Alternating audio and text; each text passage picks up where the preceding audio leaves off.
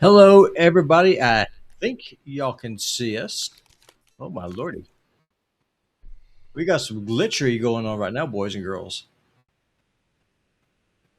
We do. We do. I don't see Manila.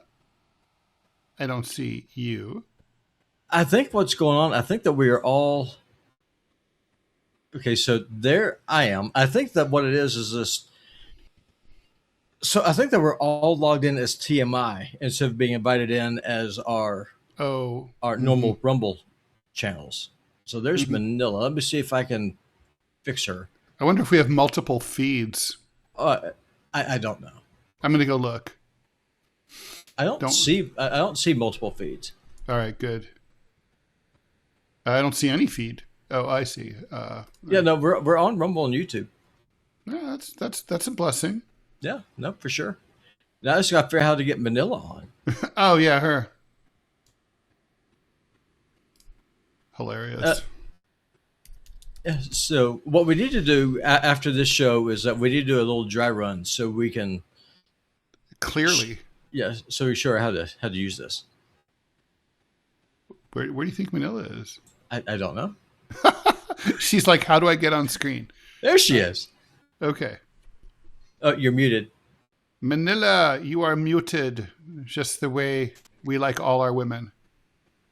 Facts. All right, guys. So we're trying out just using Rumble Studio. I think this is working. Hold on. Yeah, it's working. Yeah, it's working. Yeah, it's working. It's all good. Yeah, looks great too. Okay, can you guys all see it? You might want to change You're the layout so that we're side by side, but this is still cool. I don't know how to do that layout. That's too advanced. Also, we don't have where's the stuff like the logos and stuff. Anyway, I don't see any of that. That's too advanced for me. Is that stuff not in the? I mean, I created the TMI room. It has all that shit. Did you create a new one? I don't know. Oh my god! I don't know. I was just setting it up. I think so. And you didn't even take 10 years to get your college degree like I did, so I don't understand. No, I did. I think I took like 8.5, but I was in and out. That's a year and a half faster than me. I was in and out. Okay, so I think you guys can hear us and see us. Yeah, you should make Robbie and I both administrators so we can see what the fuck is going on. Well, the problem is that we are. Well, Ted, I think you're on your normal Rumble. You're on account, the right? Ted Rall account. Yeah, which is what I should be, right? Yeah, ideally, because I'm on TMI. So what I will do is I will jump out, and then I will come in as Putin bot, and then you just make me an administrator once. Yeah. In the meantime, please make me an administrator. Click on me. You'll see three little dots. Click me as a promote to moderator. Yeah. Not moderator. Robbie, so you're going to jump. Administrator. It only says moderator. All right, then whatever. Okay, that works. Yeah, just give them all of the toys, and I will go away. Then I will come back. Okay, Robbie's going to jump out and come back as Putin bot, and then I can make that account a moderator. See, we're trying to figure out the glitches live because you guys can tell us in feedback, like you guys give us live feedback. So, does it look very clear? Oh, it looks fantastic. Oh, it's like night and day. Yeah, no question. Is it really? Yeah, it doesn't look like we're on VHS anymore. Okay. Oh, it's beautiful. Robbie, it's go gorgeous. ahead and jump out, and I'll see if I can. You could probably read the titles on the books behind me. It's like amazing. Interesting. Okay, I think Robbie jumped out. Look, Robbie did jump out. Okay. But like definitely bear with us, folks. Yeah, definitely when Robbie comes. But see, you didn't make me an administrator, did you? I did though. I did. Look. Okay. All right. Let me. I got Jaws in there. Yeah, but I should be able to see the elements and stuff, and I can't. But all right. It says make you a moderator. That's all. That's the only. Here, this is all right. Option it gives me. So anyway, weird. I'll just say good morning, good Tuesday to everybody out there. It's July 28th. I'm Manila Chan. That be Ted Rall. Producer Robbie is rejoining us after we figure out, because normally we go through this roundabout way with a different program to run the show. Here comes Robbie. Let him in. Okay, there's Robbie. promote to moderator. Okay, I think Robbie's in. So You gotta click. You gotta click on him. live. You gotta click on him and let him in. Oh, There he okay. is. Huzzah! Success. Okay, we Okay. should. And what about the other TMI show, which we should kick out, right? No, No, it's fine. because it still has to run the that account has to run the program. Yeah, it's because basically what we'll do is that whenever we go to a new show, we'll just update this room every time. This show doesn't, but this room doesn't have the. What happened to the bells and whistles, Robbie? I don't know. Rumble Studio is still Well, because clunky, I think. no, Robbie knows. It's because you're on the wrong room. So if you go into Rumble, like I did a supercut last night as TMI supercuts. What you would have done is that you'd have clicked on that room that's already made, clicked on edit. Okay. Well, the listeners don't want to hear that's about what this. she did. She created a new room. She made a new room. That's what there's no elements. You're not supposed to do that. You're Okay. Well, no, none of you told me this yesterday. Well, that's like, okay, we didn't know you were female, so Yeah. None of you Okay. told me this yesterday when All right. I'm the. So StreamYard every day, expert. what you This do, is Manila, is very simple. You always just edit the same room, and which in this case is the Great TMI Supercut. You always just That's edit. the room. That's the That's the room. room. And it's always the same. And you edit it every day. And then the next day you just see yesterday's Okay. room. And you edit that. And then you schedule from there. And So I know how to do that part, but you guys That's didn't easy. tell me that you have to reuse the room or okay, whatever. well, now you But anyway, know. Yeah. Well, I'm now you know. trying. Yeah. I'm Yeah. trying this out. Yeah, it's like a hotel room. I have the jaws in there. Yeah, and with all the everything. Anyway, with all the spooge stains all over the sheets. And, so we do this right here live, 10 a.m. Monday through Friday. So please, like today the show. somewhat less live than Please. it should be. Yeah. Mhm. It's not as lively. That's different. Live is different It's than lively. lively. It's just not as brain alive that it should Well, be. okay. Before I jump to all the stories, a couple of things that are worth mentioning. Zelensky and Bibi both here where I am in Washington D.C. Yeah, you can keep them both as far as I'm concerned. They're both here. And you know what? It is a cloudy, ugly, stormy looking day because they are both here and it's Lindsey Graham's first funeral service.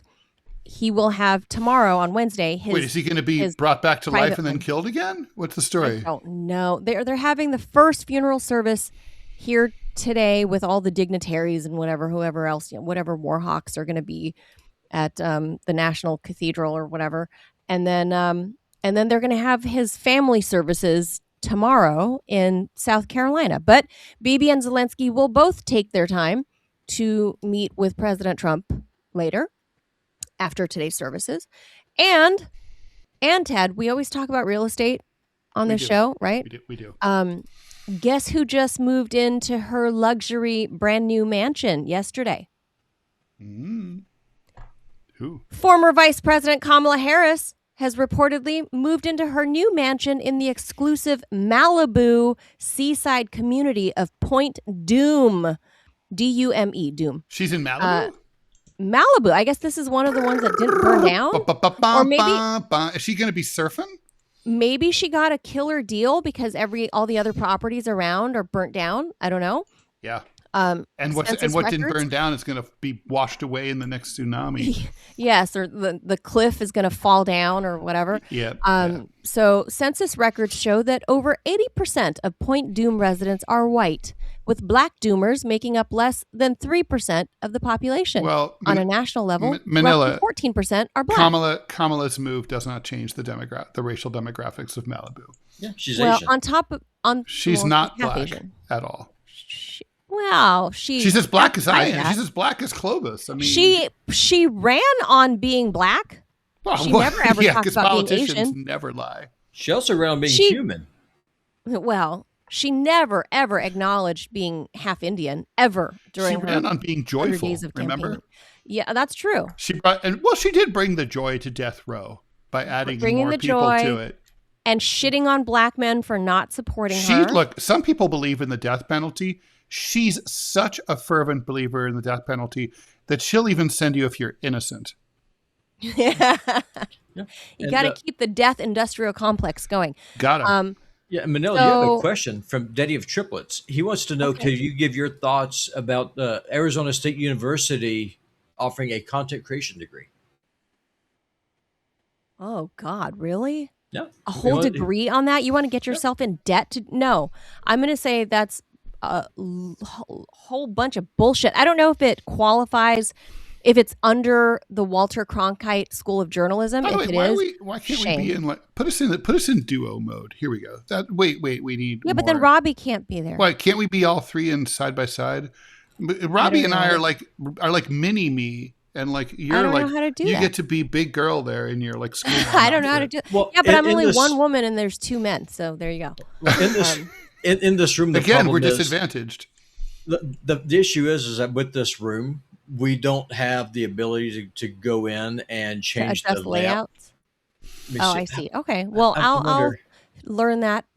Well, wait, in a Robbie, I do anyway. Rumble. That's not true. I do Rumble Studio for Deprogram, and I know. we're all three side by side. I know, but if you look here at the bottom where our boxes are, because typically, one thing like this studio is even completely weird. This is not the normal layout. No.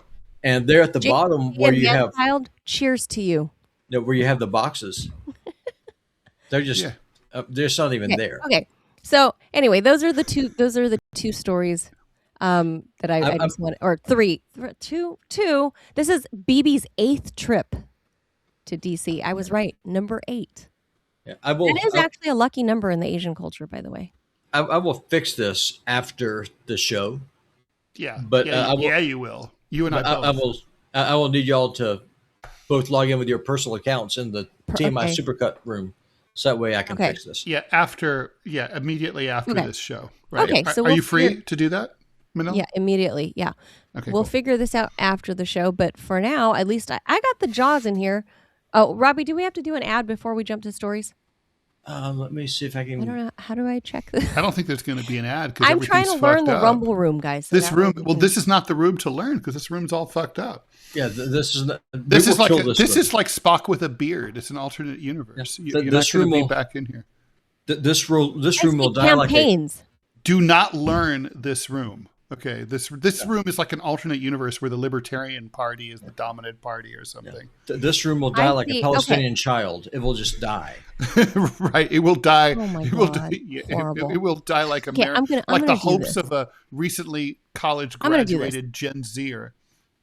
Okay, I'm doing this. All right. So Access Med, powered by Trinova Health, is a revolutionary telehealth service that offers fast, free online evaluations and free home delivery of customized compounded medications, offering custom weight loss support, ivermectin therapy, hair restoration, cosmetic rejuvenation, custom ED treatments, and more. You can complete your visit in less than 10 minutes, and there's no subscription or recurring fees ever. We've made getting started easier than ever. Simply follow the link, choose the product or treatment you're interested in, and then complete a quick online evaluation. Within days, your custom meds will arrive at your door. Mention Rumble in the coupon code and get 10% off your first treatment. Oh. Let me show you what my what Thomas got me. A knife? Can you see who's on it? No, you got to go closer General because Custer. You're in tiny mode. It's Robert E. Lee. Oh. Your favorite. Well, they've renamed everything that was named after him here, so. There you go. All right. But you just said, but he is one of my heroes. I know, and that's why Robbie's mad that everything's renamed here. So everything a little treat. Lee. 7th grade ID. Oh, it's a baby Ted. It's a baby Ted. All right, I'm gonna Jaws it and get to the stories. Are we doing stories today? We are. I didn't know we were doing stories today. Okay. All right. So first story, official story, hence the thumbnail, guys. So some 9/11 families want New York's mayor kept away from Ground Zero for this year's ceremonies. So a group of relatives of people killed in the 9/11 attacks is campaigning to keep New York City Mayor Zohran Mamdani away from this year's 25th anniversary ceremony. He's the at Ground mayor. Zero. They can't stop him. Hold on. A petition organized by Giovanni Galanti by a guy called Giovanni Galanti, whose wife, Grace, was killed at the Trade Center, reportedly has more than 14,000 verified signatures, including roughly 300 from victim relatives. It describes Mamdani as, quote, an unwelcomed guest, and argues that his political associations and past statements make his presence inappropriate for this solemn event. Critics have pointed to Mamdani's relationships with controversial political figures and his emphasis on anti-Muslim discrimination after 9/11. Among the concerns raised for the organizers were how the mayor, quote, blamed the United States for radicalizing Anwar al-Awlaki, an al-Qaeda propagandist linked to the 9/11 hijackers. They also noted that Mamdani appointed Ramzi Qassem, who previously represented Ahmed al-Darbi, convicted in an al-Qaeda tanker bombing plot, as New York God forbid Chief that Counsel. someone should provide legal representation, which is something that every American has a right to. And I guess this lawyer praised Brooklyn Imam Siraj Wahaj, who has been linked to radical Islam and was named an alleged co-conspirator in the 1993 World Trade Center bombing. So, all right, so this lawyer is being shit on for being a lawyer. Yeah, as you know, I mean, there's a case to be made for that, sure, but I get it. The National September 11 Memorial and Museum says the annual ceremony is intentionally kept free of politics.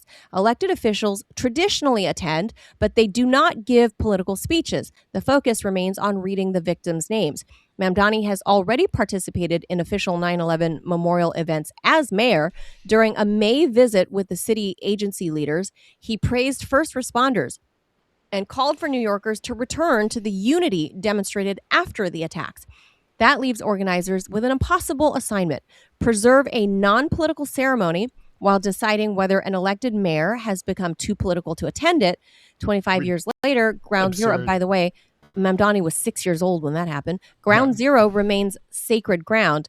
It also still New York, meaning even the guest list. If Ground Zero was sacred ground, they wouldn't have excavated it. They would have left it as is. Yeah, instead of building a memorial hole there. A beautiful, glorious hole. The glory hole? The glorious of holes? Yes, indeed. So, at first blush, my knee-jerk reaction was, this is racist as shit. He is the first Muslim mayor of the city. And I know a lot of people have a hard time with that because they link, all Muslims to 9/11, which is unfair, obviously. But that's it. This dude was 6 years old when this happened. He could not have helped plan it, people. He was 6 years old. He had nothing to do with it at all. Racism, I don't think, plays in because Islam is not a race. And it's Islamophobia plays in. There's no such thing as Islamophobia either. That's bullshit. What are you talking about? There's no such thing as Islamophobia. What? Tell it to the Muslims who've been killed by people who hate them just for being Muslim. Pointing out the fact that Islam is a inherently violent religion that teaches conversion by the sword. Yeah, Christianity's never done that at all. Christianity's always been nothing but peaceful. Okay, so there were Muslims who were killed at 9/11, and there are Muslim that. families that go to the 9/11 ceremony every year. I understand that, but now here's the difference. There are Muslim American soldiers who went and fought, the people who were not responsible for 9/11. Well, no, I get that, but Ted, here's the big difference, though. Mm-hmm. Jesus taught peace. The Catholic Church is what taught war. That is a very distinct difference. Whereas if you read the writings of Muhammad, piss be upon him.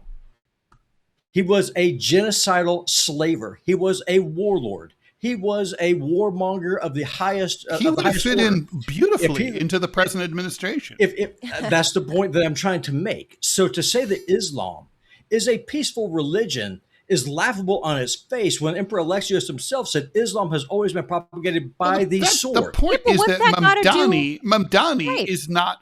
Why should the sitting mayor? He's not the embodiment of Islam. The sitting mayor of the city of New York be excluded from such an important New York event? Okay, well, then let me answer the question, because if you, just like the two of you just now did, just tried to post me up on the teachings of Islam, saying that's Islamophobia by teaching the history it is Islamophobia. I mean, Islamophobia is obviously just what it sounds like. It's the fear not of Islam. It's the fear of Islamic people, of Muslim people. Okay, so did anything that I just say, was any of it factually untrue? No, but it's not related to what we're talking about. But it is, because... What does Mamdani have to do with that, though? He's the mayor. I understand that. I mean, this is Islamophobic, no?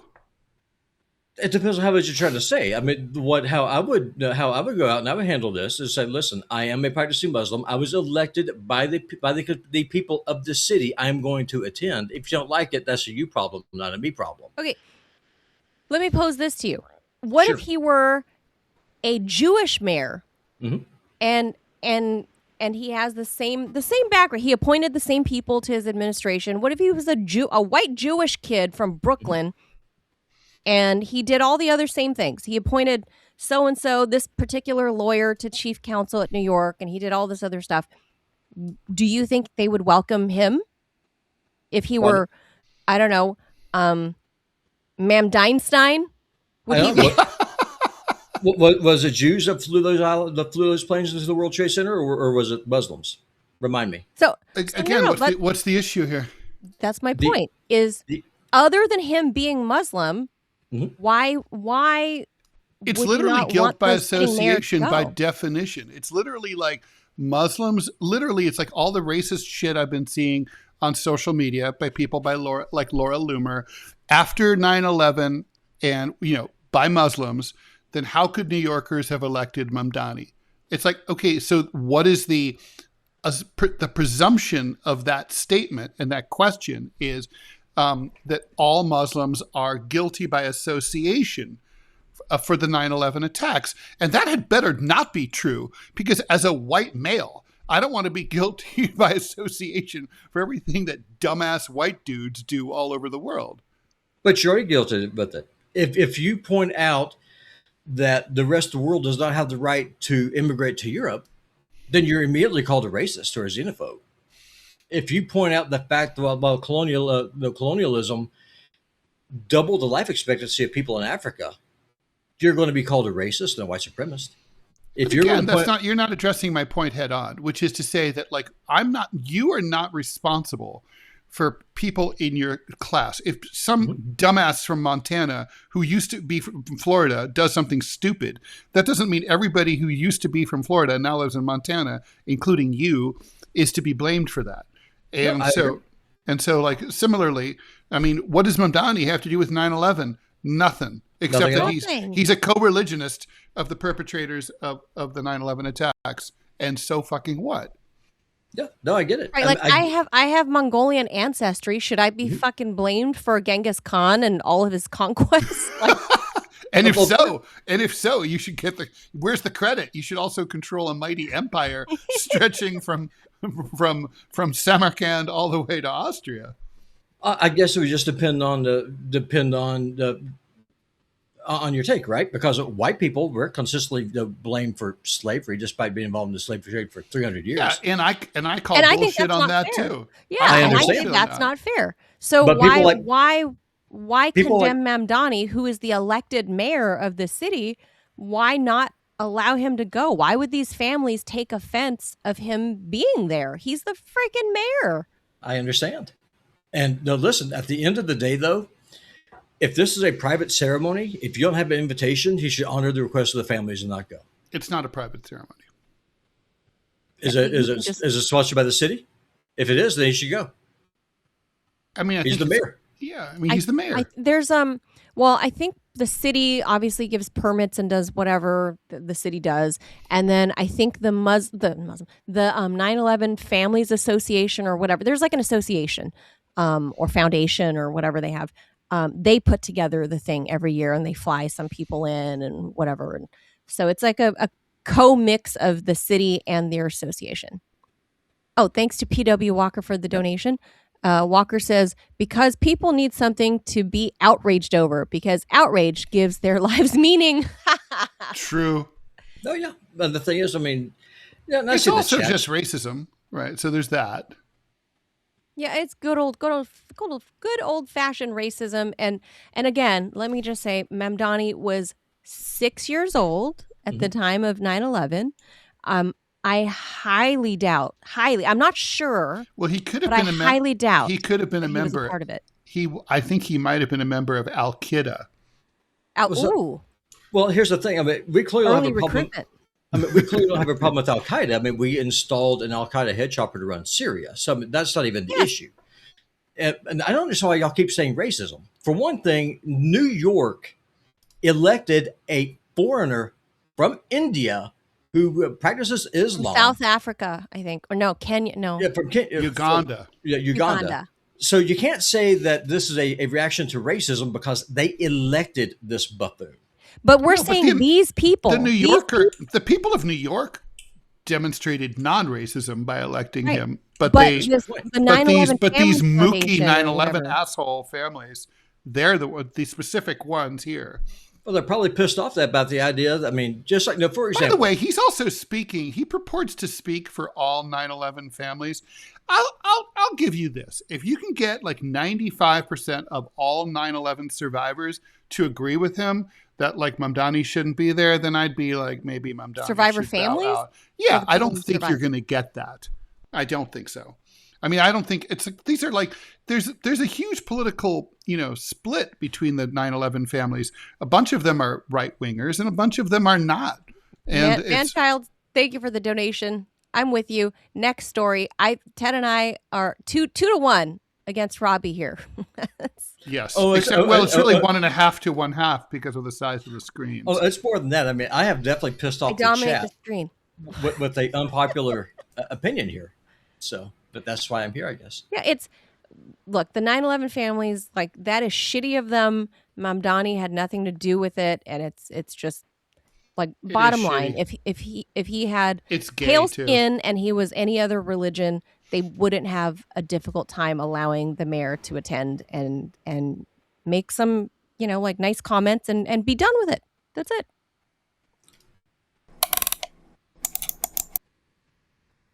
What? No Jaws? All right, Ted. I did the Jaws, but there was no sound. Which I don't get. It was Jaws. It was silent Jaws. The deadliest of all Jaws. It's Shark Week. It's Shark Week, by the way. Dum, dum, dum, dum. All right. Don't forget, we have to hang on after this and fix this room because it's driving me nuts. All right. Anyway, a Georgia dude is facing federal charges after allegedly giving border agents, I love this story, a password that erased his smartphone instead of unlocking it. Samuel Tunick was returning to the United States. I didn't realize he was an American. And this, I think that matters. Through the airport in Atlanta in January of last year, 2025, when CBP, Customs and Border Patrol, Dick Beans, pulled him aside and demanded access to his phone. Prosecutors said that Tunick then entered a special duress password that caused the device to delete its contents and restart. He has pled not guilty. The feature comes from Graphene OS, GRAPHENEOS, which should become a sponsor of the TMI Show because we love you. A privacy-focused operating system available for Google Pixel phones. Oh, that sucks. Nothing for Apple? If anyone knows if you can do this for iOS, let us know.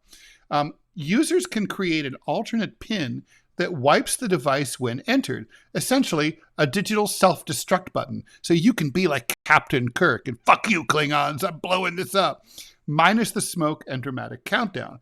Federal prosecutors charged Tunick under a obscure law prohibiting the destruction of property intended for government seizure. That's amazing.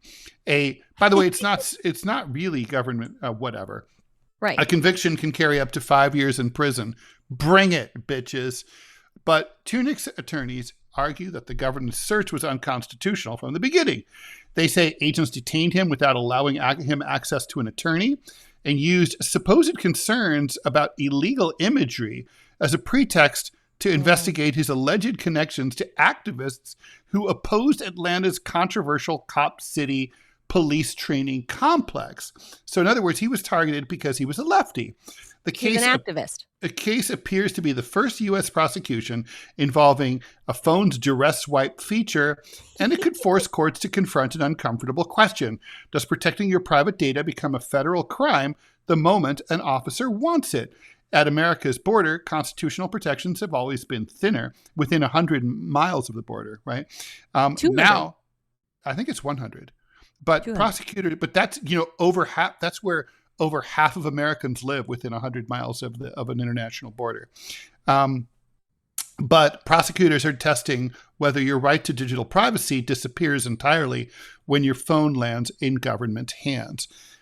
This is a fascinating story. Obviously, I love it. TMI Show is totally on team Tunic and Team Graphene OS. Go Tunic. Can you guys please make an Apple version? Is there an Apple version? We have to find out. They're easy to find out. Also, I'm curious to know if this Inspector Gadget self-destruct mode. Yeah, it's awesome. If you do that, is your stuff backed up to the cloud so you can have it wiped, when, let's say, a cop is trying to open I'm the phone, sure. But then you can re-download all your shit. It doesn't erase your cloud. Yeah. No, I mean, what would happen is that let's just say either they give you back your phone or you buy a new one. If it's Apple, it would just automatically repopulate your phone as soon as you reconnect it to the internet. Yeah. So, yeah. So I think the lawyer is absolutely right. By the way, if you don't have iOS, if you don't have Graphene, what you do when you cross a border like this is they can open your phone if it's powered up. So when you go through customs, power your phone down completely. They can't turn it on. They can't get it on without the password, right? Right. Like if it's on, they can get it without the password. They can hold it up to your face and turn it on. Right. But I don't use that. But your point is that but if they need the password when it's starting from powered down, and if you refuse to give it to them, which if you have any ovaries or balls at all, you don't do, then they're fucked and they can't get access. So I would say I don't use the facial recognition thing because of. Well, that's good. I don't like biometric stuff. But they will pressure you and they'll say "Oh, we'll keep you." Blah blah blah. I'd be like, keep me. You guys are my lawyer. You guys are awesome. I love hanging with you. I'm going to make myself comfortable right here. Yeah, get my lawyer. Dude, this guy, I could sleep anywhere. Awesome. Good for him. Good for Tunic. I think his attorney is right that this is an illegal search and seizure from the jump. Right, because first of all, there's no reason. There's no probable cause, right? I mean, right.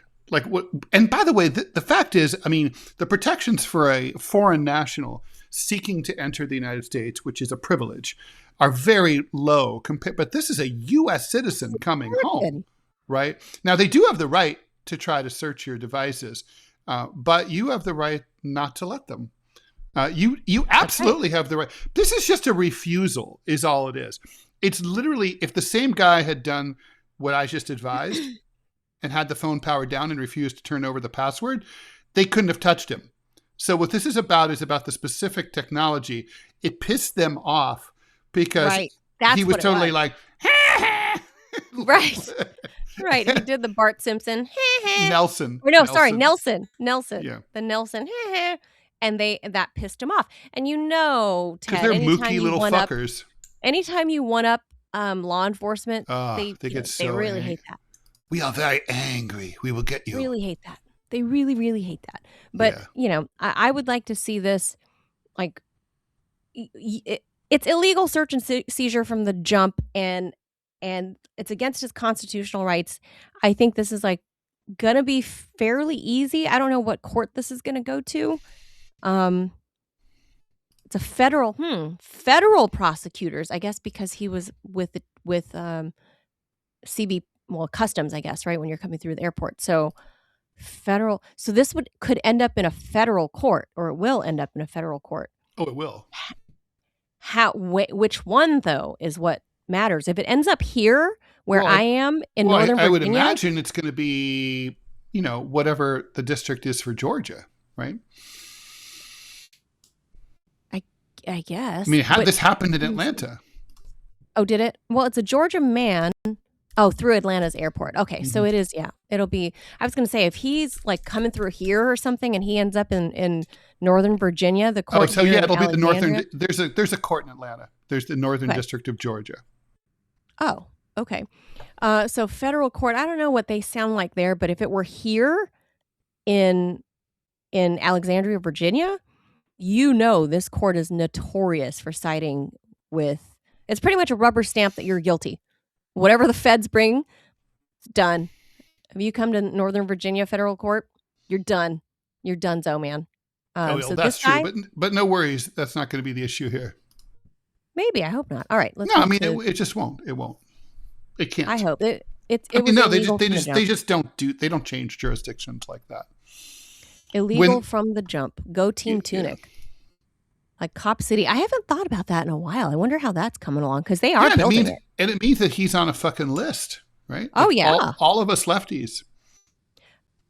Oh, there's a list for everything, Ted. Like I always, less so now, but definitely, in the past 15 years, I was used to getting extra scrutiny going through the airport. I'd get the quadruple S's on my boarding pass, and I'm like, all right, here comes my anal cavity search. Like, some people pay good money for that, Like it's because I'm a journalist, and at one point, I was in and out of the Middle East a lot, so that probably seemed suspicious to them.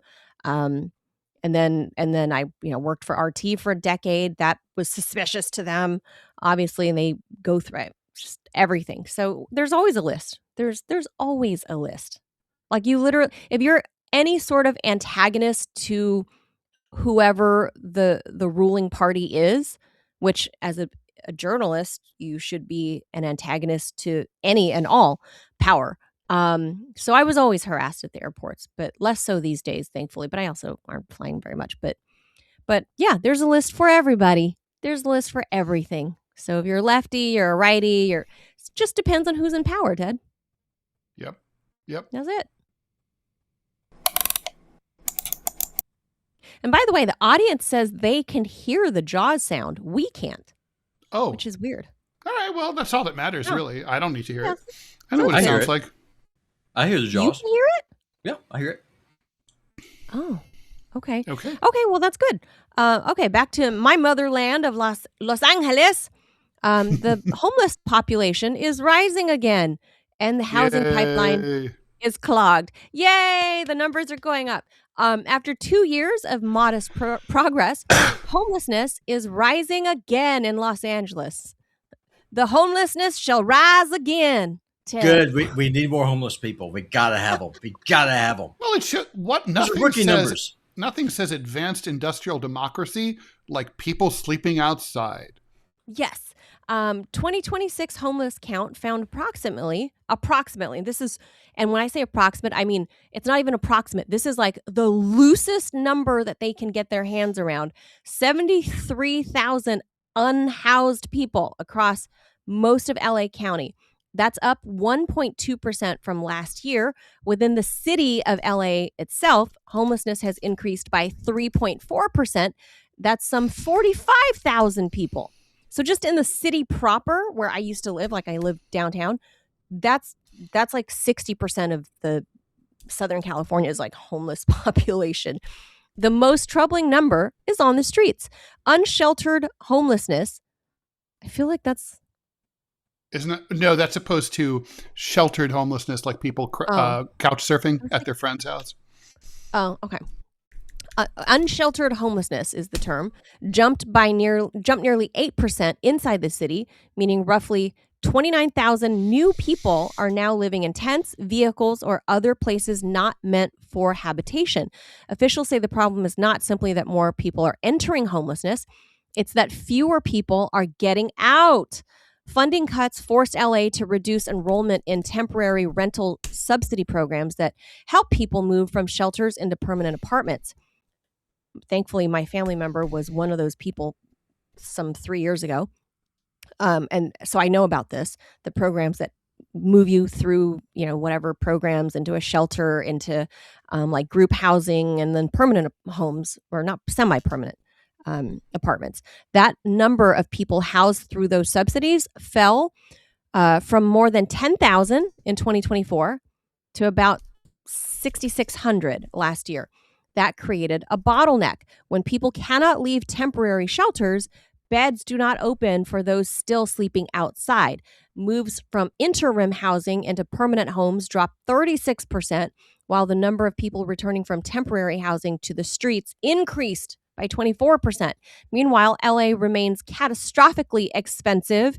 Officials estimate a household must earn approximately $110,000 annually to afford the county's average monthly rent. This is the average of $2,745. $2,745 for rent. Yeah, nearly Crimea River in New York City, the average rent is over $5,000 a month. Oh, God, gag. And in order to qualify for it, you must earn at least $200,000 a year and be able to prove it. Huh. Well, nearly 6 in 10 newly homeless residents blamed economic hardship. Duh. And for every person LA permanently housed, more than 2 others entered or re-entered the homelessness system. That's the larger lesson here. Clearing encampments may change what a sidewalk looks like, but unless people can move into stable housing, the problem is merely a problem just being rearranged. Yeah, you get shuffled around, right? That's really all it is. And this is going to prove to be a thing that's going to dog Gavin Newsom in 2028. This crisis, obviously, with Mayor Karen Bass, like, who is still ahead in the polls, like, for her reelection, right? Forget. I don't want to relitigate the whole Spencer Pratt and Nithya Raman, or whatever her name is. Her last name is Raman. How all these like midnight mail-in ballots came in, and the homeless encampments getting, fake registered to vote. But this is not going to look good for the people who are the status quo. But because LA has that ranked choice voter thing, the status quo, you can vote for status quo A or status quo B, but they're all part of the status quo.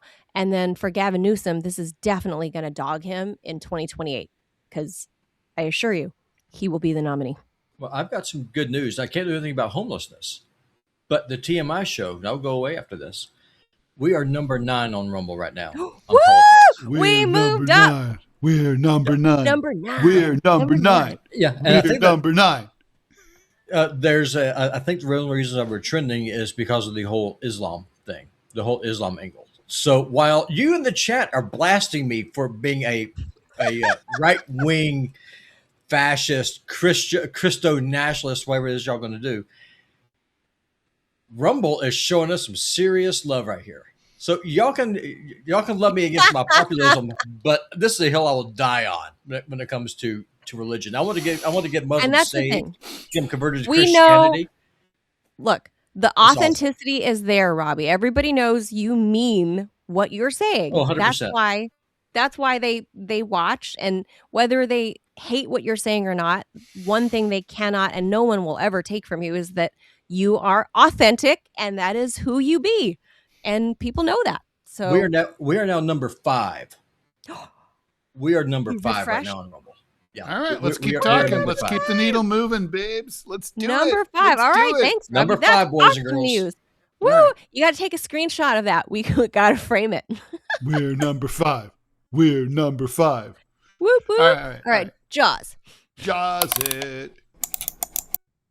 Okay, I guess I'm going to assume that I heard that. Okay, so America's education gap is reshaping the marriage market, and women without college degrees are taking the biggest hit. A new working paper from the National Bureau of Economic Research finds that college-educated women are increasingly marrying men who don't have 4-year degrees. But they're not choosing randomly. They're pairing up with the highest earning dudes in that group. So we'll have to break that down. The share of marriages involving a college-educated wife and a husband without a degree quadrupled across the generation studied, rising from 2.3% among women born back in 1930 to 9.6% among those born in 1980. Hey. Those husbands earned an average of about 68 grand a year. Meanwhile, less educated dudes who didn't marry college graduates averaged about 46K, roughly 10,000 less than comparable men in earlier generations. So this is a little hard to follow, especially for those of us who are not college educated. In other words, college educated women are crossing educational lines, but primarily for guys with steady careers and solid incomes. They're Billy going Joel, hello. They're going for business. Girl. They're going for business owners, electricians, HVAC technicians, and podcasters, and other skilled workers who might lack diplomas but not earning power. That has sharply reduced the pool of economically stable guys available to women without degrees. The study estimates that the share of marriageable, I hate that term, non-college men. Marriageable? Well, no, I mean, marriageable is the correct term grammatically. I hate the idea that someone could be considered not marriageable because of their socioeconomic status. Oh, I thought you meant the word itself. No, but it fell from 73% to about 35% across the generations examined. Marriage rates among college-educated women remain above 70%. For chicks without degrees, they plunged from 79%, that's nearly 80, to about 52%. Researchers say one trend did not necessarily cause the other, but when working class men lose economic ground, working class women lose potential partners. Marriage may be personal, but macroeconomics is destiny. I gotta say though, Manila, what's interesting here is think about like 50 years ago or 100 years ago, it was not at all uncommon for a man to have a college, to have a nice job and maybe work in an office and have a college degree, to be married to a woman who didn't. It was like a waitress or something, let's say. Sure. Yeah. And so it's interesting to me that like there are, for the guys who are still left, who are, successful financially, that they're less willing to pair up with working class women. That white collar guys marry up too. Yeah. By the way, marrying up is gay. Okay. So I just want to say, like when I got engaged, the receptionist at my office, she was like, wanted to know like what my fiance looked like. And I showed her a picture and she said, "Oh, she's Asian." She said, "That's the only way that you as a white guy can marry up." And I was like, what the fuck are you even talking about? And she's like, yeah. She was Latina. I'm sure she still is. And it might not be. These days, you never know. And so it was funny to me. But yeah, that idea is gross. Okay. Yeah. Like it's gross. No, I mean, people pairing off economically is disgusting. Look, I'm talking about like the class system, right? Like, yeah, the class system is disgusting. Like, not by race though. You're not inherently higher class because of race. I'm saying like by socioeconomic class. Right. I know. So like I've dated car salesmen. I've dated cops. I've dated whatever. I've gone on dates with whoever. Like I've never been one to discriminate as long as you weren't stupid, right? Well, so in other words, you weren't dating in the United States. as long as they weren't dumb. I've known guys, I've dated guys that had college degrees that were fucking dumb as a bag of dicks, like just dumb, like really dumb. Okay, so that's so interesting to me. I like as soon as I suss out that a chick was dumb, we're done. Like yeah, that date is finished. Usually you find out before the date. Usually. Yeah, kind of. But I mean, for a girl, you're like, well, but he's cute and he's sweet and he makes me laugh. Really? But then, yeah, I dated this guy and I was thinking about this story this morning as I was stirring my coffee, and I was like, I'm not gonna name him, poor guy. But name him.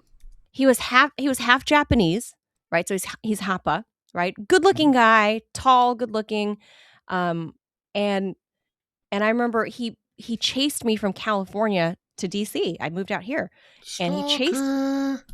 So I was like, sure, come out. You've never been to DC, fine. You want to make a vacation of it, and we go to the Natural History Museum. We do the museum circuit, right? I'm fairly new here. He's never been, so I'm like, okay, let's go. We go, and when we're walking back to my apartment, first inkling where I was like, oh, he saw the EPA building. We're waiting to cross Constitution Ave. He sees the EPA building and he's like, Environmental Protection Agency. I wonder what they do there. Oh God. And I was like, he was joking, right? No, I laughed and I was like, he fluent in English? He was born and raised in Hawaii. So pidgin English? Wow. No. No, but he's been on the mainland since college. So I was like, I laughed and I thought he was being, kind of smarmy and funny. So I was like, I laughed and I was like, you're kidding, right? He worked for Toyota, Ted. And I was like, shouldn't you know what the EPA is on the window stickers of every fucking car? Like EPA suggested or, mileage or whatever per gallon, right? And that was my first inkling. We're walking back to my apartment and I'm like, that's in my brain. So we get to my apartment, then he's like, are you thinking like he'd better be a good coxman at this point? So I'm like, gosh, like, is he dumb? Like, no, he can't be dumb. He's Japanese. He can't be dumb. That's true. I did know it. I worked for a Japanese bank and I did have some dumb colleagues. Yeah. So my Asian bias. There was this guy. I'll call him Kozaki because his name was Kozaki, and he was dumb as a rock. Yeah. So get this. So I was like, so what did you think? What did you think of the evolution installation at the Smithsonian? And he was like, yeah, that was pretty cool to see, like the figures and stuff of like the Homo sapiens and whatever. He's like, but I don't get it. I was like, what? Oh no. We're having a cigarette and a drink. I'm like, what? Oh no. What don't you get? I'm scared. And he's like, yeah, I know. He goes, how do they even know how old these like creatures were? And I was like, what do you mean? He's like, the bones, like the fossils. Like how do they know how old these dinosaur bones and stuff were? Whoa, thank you for the donation. BH Longbull. Thank you very much. Thanks for the heads up on Rumble Premium. Thank you very much. So he's having the cigarette with me and I'm still looking at him perplexed because I'm thinking, where's the punchline? And he goes, how can they tell how old these things are? And I go, you're joking, right? And I said, there's this thing called carbon dating. Mm-hmm. And he was like, but how do they know? I mean, I think it would have been so scary for these like Neanderthals to be running away from saber-toothed tigers and dinosaurs. And I was like, well, did you walk through the same installation? This could have been a devout. This is a Robbie question. No. He wasn't. He wasn't religious at all. And so he was like, yeah. Don't you think it would have been scary to run away from saber-toothed tigers and like dinosaurs? Well, I think saber-toothed tigers did live at the same time as human beings. Saber-toothed tigers are not that old. But he said running away from T-Rex. I could be wrong. I'm going to look that up. I could be totally wrong. Running away from fucking T-Rex. And I said, they didn't live at the same time. He goes, but how do they know? And I said, carbon dating. Oh, I'm totally wrong. Yeah, I didn't think they did. But so again, I go, carbon dating. Did you walk through the same installation that I walked through? Actually, no, I'm not wrong. They lived the until about 8,000 years ago. So yeah. But the dude said he was saber-toothed tigers have attacked human beings. They have. But dude was talking about running away from T-Rex like this is in the Jurassic Park movie. And I was like, right. And I'm mortified, right? And I feel bad because the guy flew cross country to have a date with me. Like I've got to ask, did he get lucky? No, I was so turned off. It was like the biggest boner kill ever because I realized he's sweet and he's funny and he's thoughtful. And the few dates that we went on back in California. Did you think, like, he's so cute, maybe I could educate him? No, it was such a turnoff that I just suddenly, the smells that emanated from him, the way he spoke, I saw every little spittle of saliva, everything suddenly was like, oh no, I can't stand you. And then we got in an argument about fucking carbon dating. And I went, I'm sorry, this is not going to work out. Like, you got to go. Like, you got to. So then you're saying there would be a future with you and me then? Since I don't believe it. If you guys both get divorced. That wasn't. You know what the EPA is. You know what? You look at what happened to Morning Joe after Nika and Joe got together. You know, that show never that great to begin with, only got worse. Yeah. Well, the thing is, look at what happened when Chrissy Hind married Jim Kerr. Again, two great bands got destroyed, The Pretenders and The Simple Minds. Oh. If it was one thing, it might be like, okay, well, everybody has a brain fart. But it was like a series of things all compounded into one day when I realized, oh, he has a college degree, but he has a blue collar job. So it was kind of a toss up. And I was like, oh, we have like the ethnic thing going for us. I don't have to explain anything about culture and Asian. Like, he gets it, right? Like, food's not going to be weird to him. Japanese people are racist, and they have racial superiority, and they look down on you guys. They're like, Laotians are just there to be eaten or yeah, whatever. But he grew up in Hawaii, so he's from Hawaii. So he looked at me as like a local girl, like a brown Asian girl. So he's like, oh, you look like home. And no. So I would advise, though, don't take my story, every single woman out there, that look, he was college educated and made good money, but he was still dumb. Yeah, dumb is a non-starter if you're, because I mean, it's depressing, right? Like, it's okay if someone isn't well versed in your particular area, right? It's totally sure. I don't need them to be political or whatever, right? Like, although there has to be equal respect. I dated a lady who was a very accomplished scientist, and she was incredible, not very smart about politics, but she was always asking me about politics. So that helped her. But when I was asking her about science, she kind of like didn't want to talk about it because basically she thought I was a science tard. And compared to her, I was. And so, things weren't equal there. And I was kind of feeling like you're like a brain tumor. You're just sucking my brains out for your own greater glory, but I'm not getting anything out of this relationship. I'm not learning anything. Okay, so I've got to know. And I'm trying to think of a way to phrase this that doesn't make me sound like your Japanese friend who's a complete and utter retard. Neither of you believes in carbon dating, so you have that. Well, I mean, that's where I'm going, right? So, I mean, where do you draw that line? Because I mean, there's plenty of people who would go out of their way, because they have, to call me stupid, because I don't believe in carbon dating. I don't believe in the idea of an old Earth. I believe that the Earth is young. It was created. So, in the scale of retardation. Where do I land on that spectrum? Like, no, it's not that I'm so happy I don't have to answer this question, Manila. You do.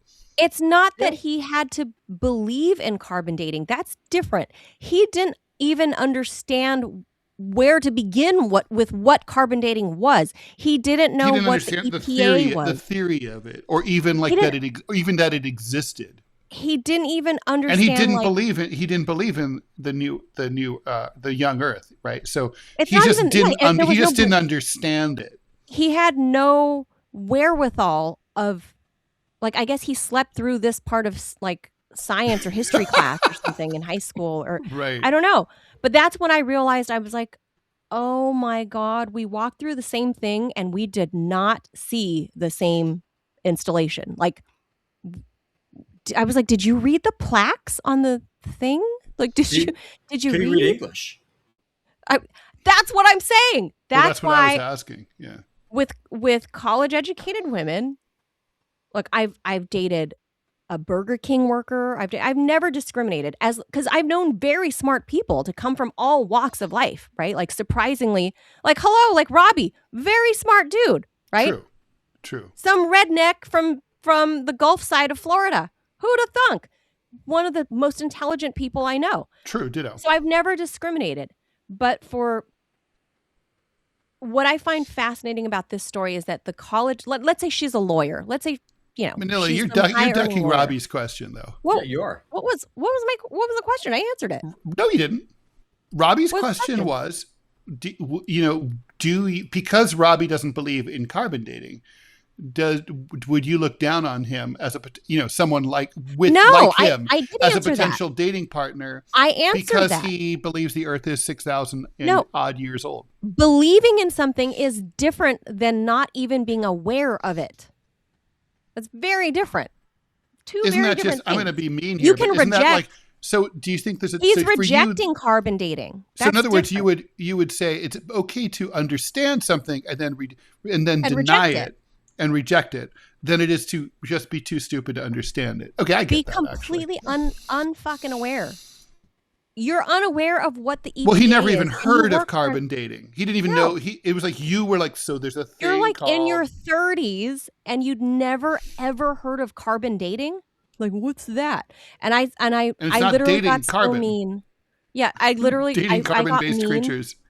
And I felt so bad after I said this. Like before I told him to get out, I was like, "What the fuck are you talking about?" I was like, the Flintstones is not a documentary, right? I literally said that to him, and the moment it's tumbled out of my mouth, I felt so spicy. Bad. I felt so bad. I was like, "Oh no!" Like I mean, and I could see the look on his face. He was just crushed, and I was like, "But no, this cannot go any further.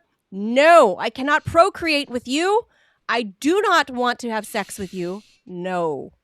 Oh boy. Oh boy. No. Oh boy. Leave. Goodbye. Meow meow. So bad. Guys, speaking this segues well with our breaking news about my favorite California governor and also least favorite California governor, Gavin Newsom.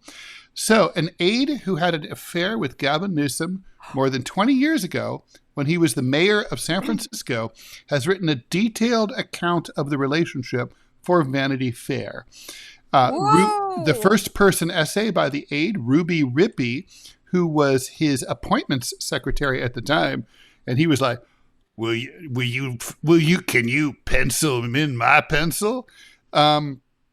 Was published just as he finishes his final year. Blah blah blah. Prepares to run for president. Blah blah blah blah blah blah.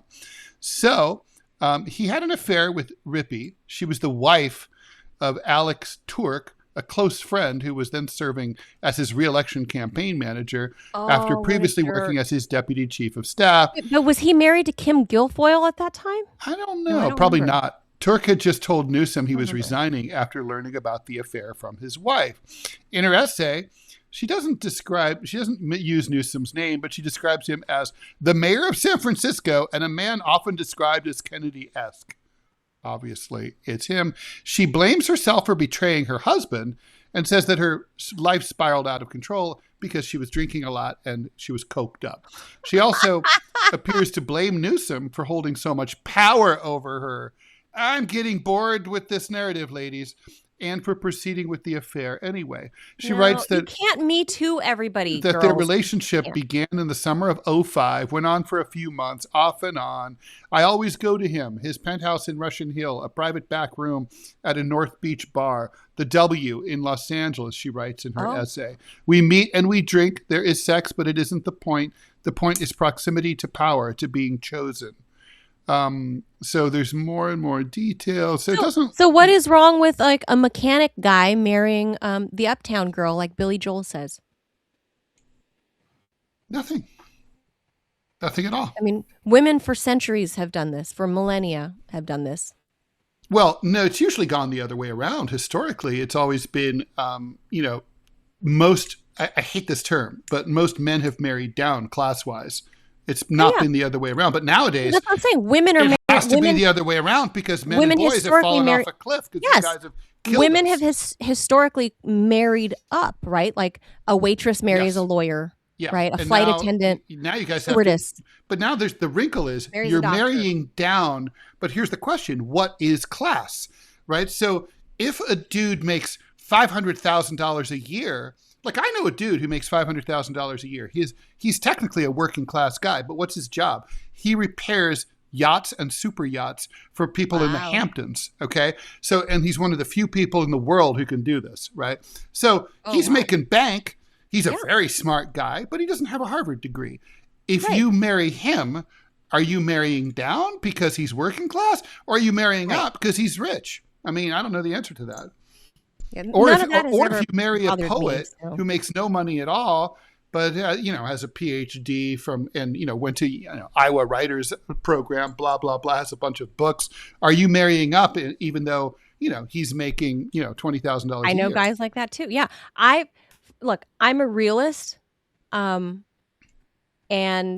I know that you also can't marry just a forever dreamer, like let's say an out of work actor, right? And let's say you are a high-powered attorney or whatever. No, you can, but it ain't going to work because you're at some point going to feel sick as a woman. You're going to feel sick and tired of carrying the burden. And I think a lot of men feel this way too, but less so.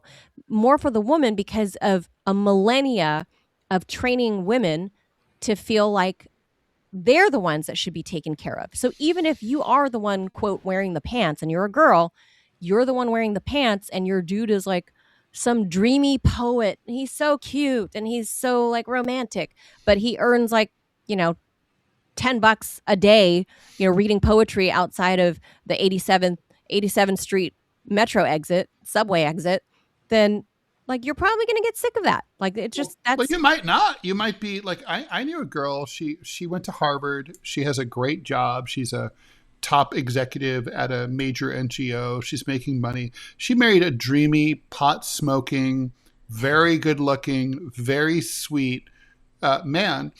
And, and they have lots of sex, and he takes great care of their kid.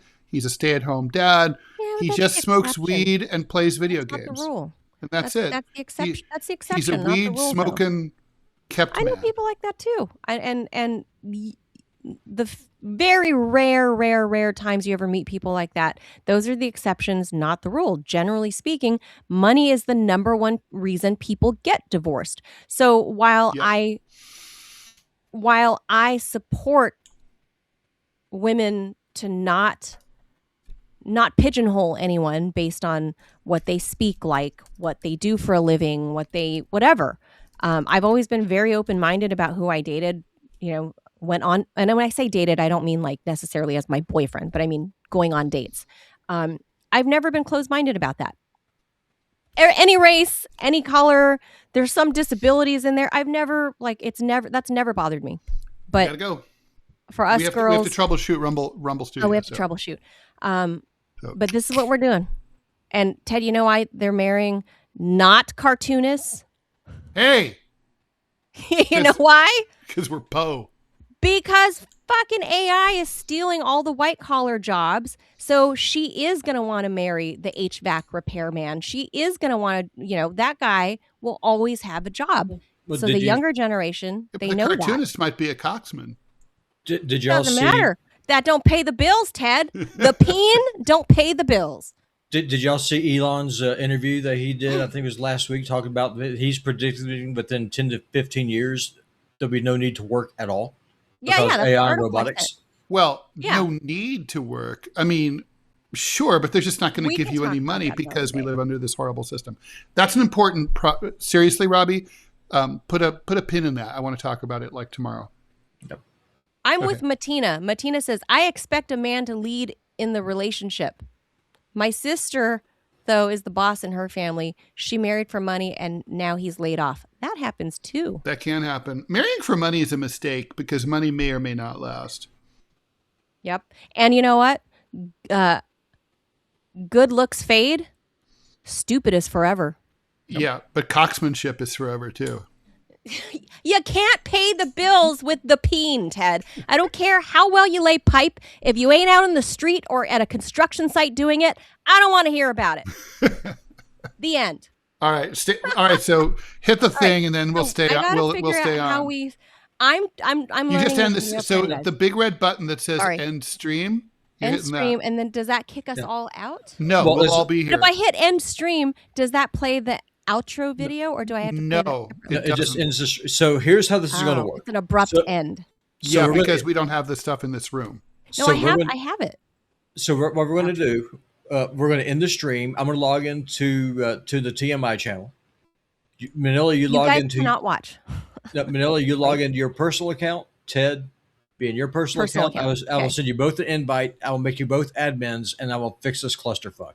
Thank you. Okay. I'm gonna play. I'm gonna play the outro and then end. Then hit the end stream.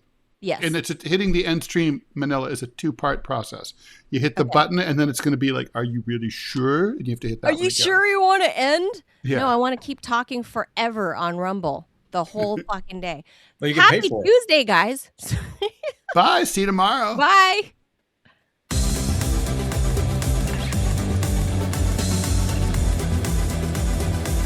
You gotta hit that button. You gotta push. It's playing.